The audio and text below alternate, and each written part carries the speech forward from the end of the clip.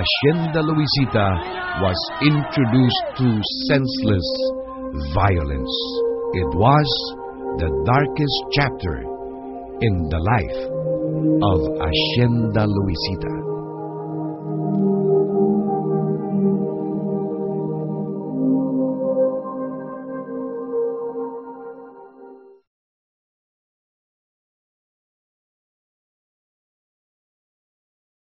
Karanasan ng Hacienda Luisita ang palagiang pakikipag-usap ng management sa mga manggagawa. Layunin ng Hacienda Luisita Incorporated o HLI noong Nobyembre 2004 na makaharap ang mga miyembro ng United Luisita Workers Union sa regular nilang Collective Bargaining Agreement o CBA. Ang hakbang na ito ay kinailangang gawin dahil bukod sa lubhanang lumaki ang bilang ng mga manggagawa at hindi na mabigyan ng sapat na dami ng oras ng trabaho ang lahat, ay nabawasan na rin ang sukat ng lupang natataniman ng tubo.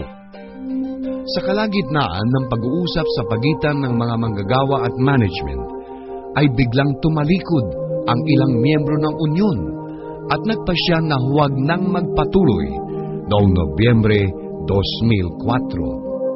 Ito ang naging hudyat para sa mga makakaliwang organisasyon tulad ng Bayan Muna, Anak Pawis at iba pa upang lumahok sa ilang union members ng ULWU upang maglungsad ng isang illegal strike sa pintuan ng Hacienda Luisita. Ang usapin na malinaw na isa lamang labor issue o suliranin na malulutas sana sa pagitan ng manggagawa at Hacienda Luisita Management ay pinilit na iligaw ng mga makakaliwang propagandista na bilang isang malawakang usapin hinggil sa reformang agraryo. Napasama po ko sa kadahilan ng alam ko pong ipinaglalaban yung konti pong pribilehiyo. Ngayon po nang hindi na magtagal, may dumating na mga iba-ibang baryo, kasama po si Sator. Ngayon po, pagkatapos po ng strike, ano po yung nangyari? Nawalan kami ng trabaho. Hanggang sa magutuman, pati nga nalilibre ng ospital. Ngayon, wala na. Mabuti nga po noon.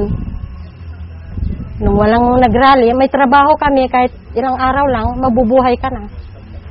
Ngayon, wala, gutom ang inabot. Malaki pong pagsisisi.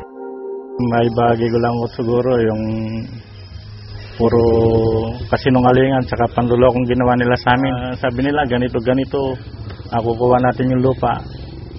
Sumama ko kami sa kanila. Pero ang talagang pakayo namin nung kami maging sumama sa rally, nung itaas yung kita namin, sahod. Namuo ang tensyon nang unti-unting nagsilating ang mga taong hindi taga-asyenda. Dala ang kanilang mga bandila na kumakatawan sa kanilang paniniwala at pinanggalingan, kabilang ang mga kabataan na hinihinalang kasapi ng kadre ng Communist Party of the Philippines at ng armado nitong sangay, the New People's Army. Kapit-kapay pa kami, lumaban pa kami sa mga WAC, sa mga pulis. Natalo sila sa tulakan. Sa aking pananaw, gutom lang yan. Lalo na pagka kay Emyo ang naghihikayat. Kasi sa experience ko sa TV, sa lahat ng balita, pag pinasukan ng KMO, nagsasara ang mga pabrika. Way back 1958, pinamigay nila ang hacienda, nag-land reform, yung barangay Tinang, barangay Comillas, barangay Dumarais, barangay Sierra. Hacienda pa rin ho yan eh. So pinamigay yun. Pero itong 10 barangay na natira, hindi naibigay. Nung time na presidente na si Marcos, na yung sugar plantation exempted sa land reform. Ngunit nang dumating ang Nobyembre 16, 2004, ay kinailangan ng buwagin ang picket line sa ilang kadahilanan. Nagbigay ng hatol ang Department of Labor and Employment na ang strike ay iligal. Iniatas ng DOLE sa kapulisan ang tungkulin na ipatupad ang Return to Work Order. At dahil sa laki ng bilang ng mga welgista na nasa harap ng gate ng hacienda, humingi ng tulong ang mga pulis sa mga sundalo. Ngunit patuloy ang pagdating ng maraming tao na hindi kabahagi sa suliranin ng asyenda at hayagang itinutulak ang sitwasyon sa marahas na paraan.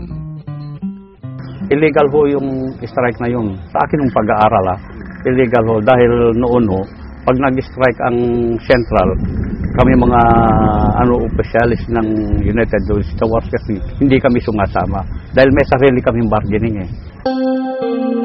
Nilinaw ng mga impluwensya sa likod ng strike na gusto nilang maagaw ang pamamahala ng Hacienda Luisita at hindi ang tugunan ang mga suliranin na umiiral sa loob ng asyenda.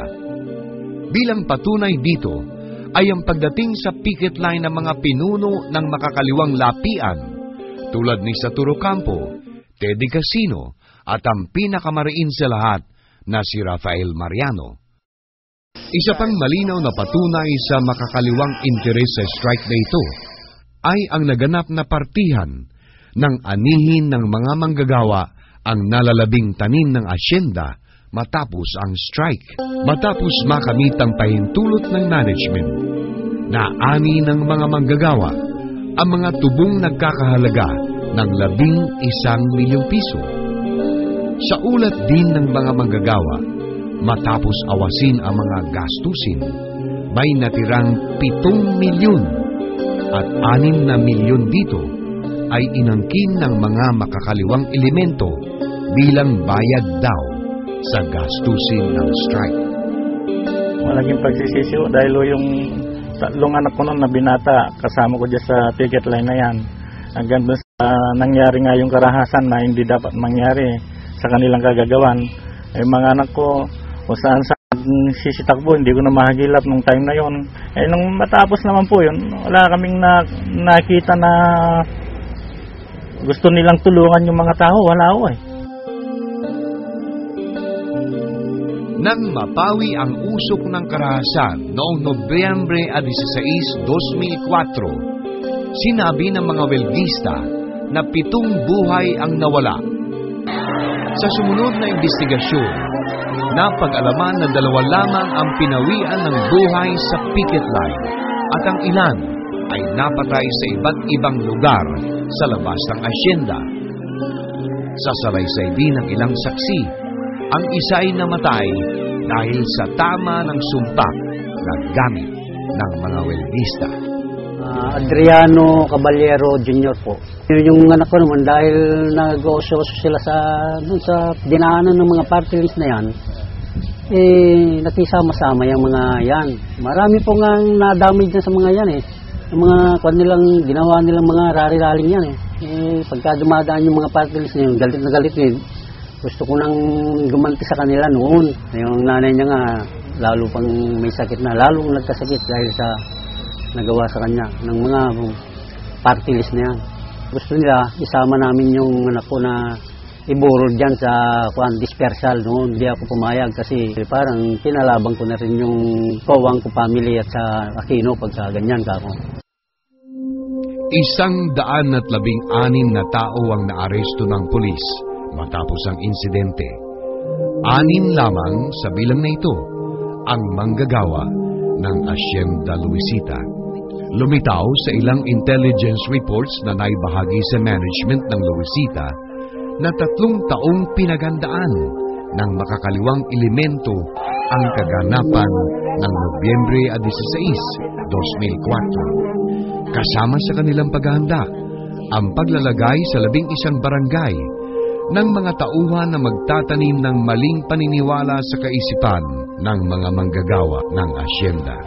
Malinaw ang kanilang layunin na maghasik ng kaguluhan at sa gitna nito ay itaguyod ang pag-aaklas na hihingi ng reformang agraryo at baliktarin ang kalooban ng mga manggagawa na nakapagpasya na pumaloob sa stock distribution option.